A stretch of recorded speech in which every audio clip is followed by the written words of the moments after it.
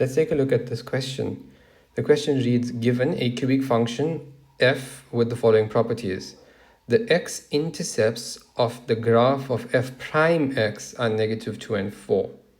So what do we do with this?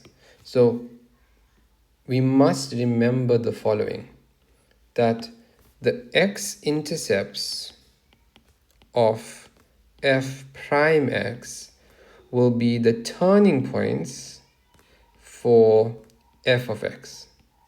So if we have our graph right here, say that's our graph, we're going to have a turning point at -2 and 4. Okay? Next, they tell us that f double prime x is greater than 0 for x is greater than 1. Now what does that mean? So f double prime x is our test for concavity. And what this is telling us is that it is concave up when x is greater than 1. When concave up means that it's going to have a shape like this. Okay, now remember, when we're dealing with cubic functions, our cubic functions generally have a shape like this, or it can have a shape like this. In some cases, it has this weird shape like that. But in this scenario, we are going to be dealing with this shape, since the right half of it is concave up. Next, the graph has only one x-intercept. I think that's easy enough. And this last point, f of 0 is greater than 0. So what does that mean? So f of 0 means the y-intercept. So f of 0 means the y-intercept. The y-intercept is greater than 0. So you can say that maybe it's cutting the y-axis somewhere there. So putting all of this information together, we know that this side right here will be a smiling face, turning point right there. That means this portion right here, let's draw it a bit neater. So we're going to have a smiling face right here. And then that must mean that this side right here must be a downward concave down shape. And negative x-intercept. All right? That's it. That's our graph. Let's move on. Question 10. The managers of a zoo are planning to build a fence around a crocodile enclosure. The sketch below shows the shape of the enclosure. The length of the straight sections will be x meters each, and the radius of the semicircular regions r meters. As shown in the sketch, the total area of the enclosure will be 400 meters squared. Show that x is equal to 400 minus pi r squared divided by 2r. Okay, so the 400 tells me that it's dealing with area. So let's work out the area of this thing.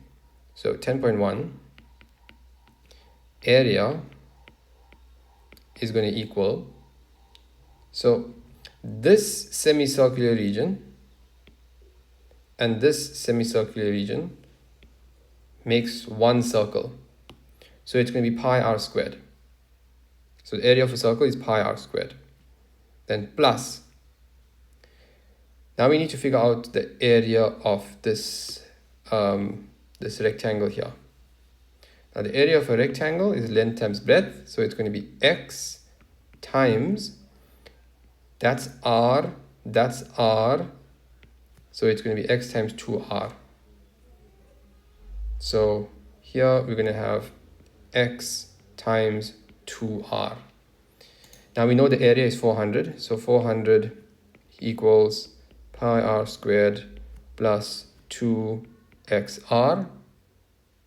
Now what we can do is, since they want us to solve for x, let's take everything over. So 400 minus pi r squared divided by 2r is equal to x. And there we've shown it. Let's look at question 10.2. Question 10.2, show that the length of the fencing required can be expressed as. So now they want us to work out the length of the fence. Now the length of the fence is going to be represented by the circumference of this shape. Okay, now again, that green region makes one full circle. So the circumference of a circle is 2 pi r. So the length is going to equal 2 pi r plus. Next, we want to work out the length of this. So that's going to be x and that's going to be x. So plus 2x. Right? But we've already got an expression for x. So let's substitute that into x. So we're going to have L is equal to 2 pi r plus 2, and then x is 400 minus pi r squared divided by 2r. Now this 2 will cancel that 2, and we're going to have L is equal to 2 pi r plus. And now there's an imaginary 1 here now, so we can distribute into that. So that's going to be 400 minus pi r squared divided by r. Now it's not yet this equation, so we need to do some more math. What we can do is, since the denominator is just singular, it's just r, we can split it. So L is equal to 2 pi r plus 400 over r minus pi r squared over r. Now we can cancel this r and 1 r from there. So we'll be left with L is equal to 2 pi r plus 400 over r minus pi r. Now these two can now be simplified. So that and that. Then we simplify. L is equal to 400 over r. And then 2 pi r minus pi r is just pi r. Okay. And we are done with that one. Let's move on. 10.3. Calculate the value of the radius that will ensure that the length of the fence required be a minimum, so as to minimize the cost.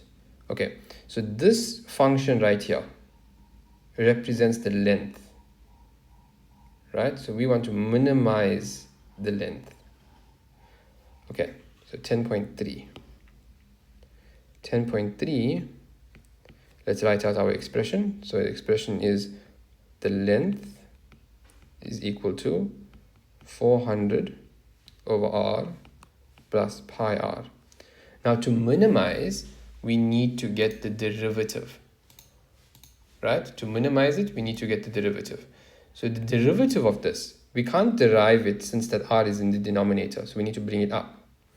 So L is equal to 400 times r to the power minus 1 plus pi r. Now we can get the derivative of that. Okay, so the derivative of this, so L prime is going to be minus 1 times 400 is minus 400 r to the power minus 2 plus pi. Now to minimize the minimum, we're going to let the derivative equal 0. So minus 400 times r to the power minus 2 plus pi is equal to 0. Now remember, they want the value for r, so we need to solve for r. So minus 400 over r squared plus pi is equal to 0. Minus 400 over r squared is equal to minus pi. And we can switch these. So minus 400 divided by minus pi is equal to r squared. Now the negative and the negative will make a positive. So r is going to equal the square root. We'll just take the positive value since radius can't be negative, of 400 divided by pi. That's going to give me r is going to be 11,28 meters. Okay, thanks for watching everyone. Hope you found this useful. I'll see you in the next video. Bye bye.